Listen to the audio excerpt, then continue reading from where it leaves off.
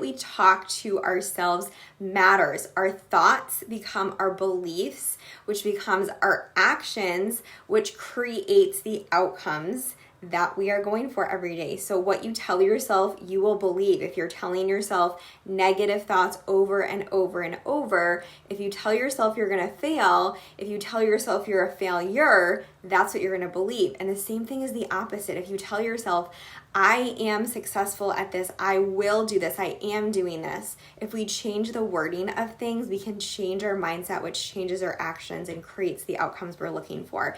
So I would love to hear from you what you are incorporating into your weekend. It's so important. But that is not why I wanted to come on today. I wanted to send you a message moving into your weekend about something that I hear so often that really breaks my heart, and it's limiting people from meeting their goals and being successful in their just health, weight loss, and overall journey. Hey, Nicole. So this mentality is what we restrict, we will rebel against. So think of your kids. And you tell them, you can't have this, you can't do this, whatever it is. They want to do it more, and they will rebel against you. And it's the same principle we have with food. If we are telling ourselves constantly, we can't have this, we can't do this, we are going to want to rebel against that mindset. So we have to eliminate this. If you are following a diet that is so restrictive and you're having to really eliminate one food group, like completely eliminating carbs or eliminating fat, and then you have these very strong cravings, like literally all you can think about is eating peanut butter or ice cream or whatever it is, that is a red flag. So our bodies are built for survival and they communicate with us, right? So if we're not giving our bodies the nutrients that it needs, so macronutrients, carbs, fat, and protein have micronutrients, which our body needs to run effectively for these little tiny things it does with our enzyme reactions, building blocks for muscles and bones and the energy that we have during the day. So there's so many little things involved our body does every single day that if we are not getting the proper nutrition, it is telling us like, hey, knock, knock, you're not getting this XYZ, and I'm telling you, and I'm trying to tell you. So this is an example. Say you're at the playground and your son, his name is Tommy, is saying, hey mom, and you're talking with someone else and you're not paying attention and you're kind of ignoring him. So then he goes, Mom, shakes a little harder. Mom, you're still not listening.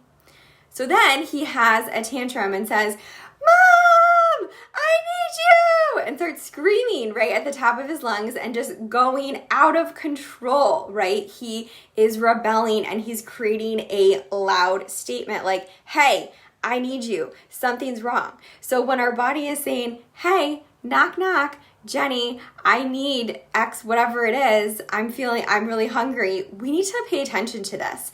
And this can happen a couple different ways where we let ourselves eat this food and then we feel awful, or we overeat it and we feel awful.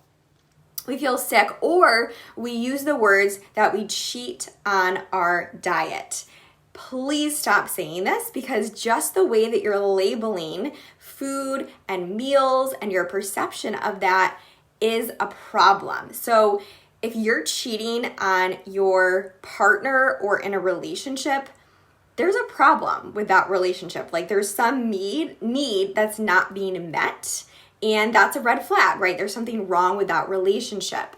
So if you are saying that you need to cheat on your diet, there's something wrong with your diet, right? It's not you, it's the vehicle that you're driving. It's the program you're following. It's not working for you. And this mentality is really creating a poor relationship with food that is limiting you from being able to move forward. So as you move into your weekend, I just wanted to share some things with you. If you do struggle with this mindset, which is okay, because I hear it so often, and it's just, this is practice, right? Of changing our relationship with food, our perception of foods, and how we go about structuring our day around that. So as you go into your weekend, if there's foods that you're eliminating on the weekdays, like Monday through Thursday, you're saying, I'm not eating this, and then you overeat that food Friday through Sunday, try incorporating smaller amounts of that food during the weekdays. So for example, say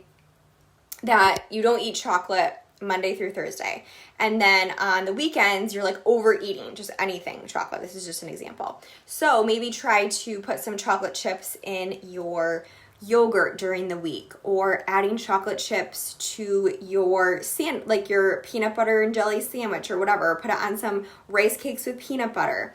So you're incorporating this food that you have a fear around in smaller amounts during your week, so it loses that sense of control over you, because it's not the food, it's the perception you have of it, and it's the behaviors that happen after we eat that food.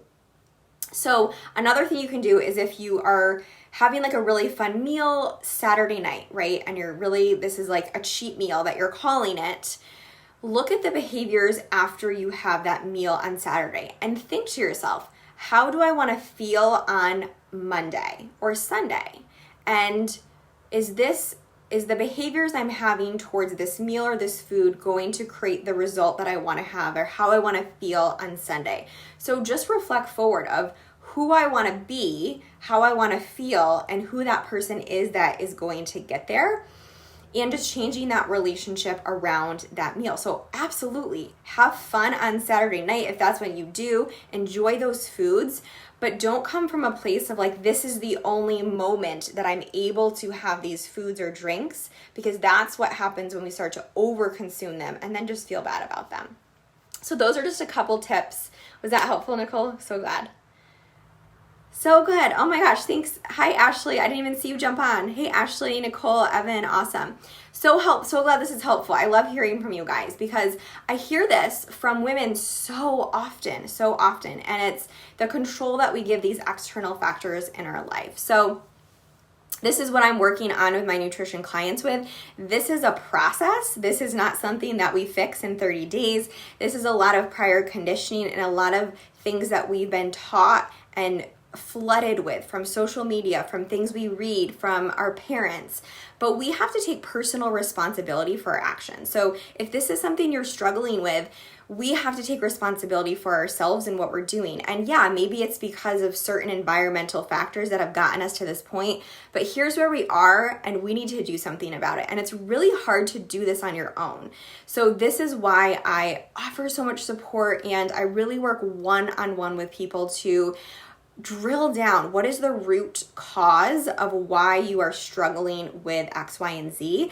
I can stand here and give you like all the tips and things and tricks on here, but if you're not applying these things after this video or into the next week, that's the gap. So there's no application behind the knowledge that you have. So there is not a lack of nutrition information. It's everywhere to the point that it's paralyzing, and I get it.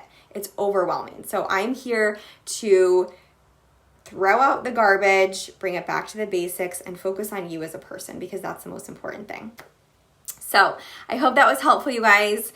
I would love to know what you're up to this weekend, and is this something you're struggling with? Is there something coming up this weekend that, this really hit home with you about, and you're like, yeah, that's something that I struggle with? Send me a personal message if you don't want to share or comment on here. I totally respect that, but I'm here for you. I'm here to support you. I'm really passionate about this, and I'd love to hear from you. So have a wonderful weekend, and I'll talk to you soon.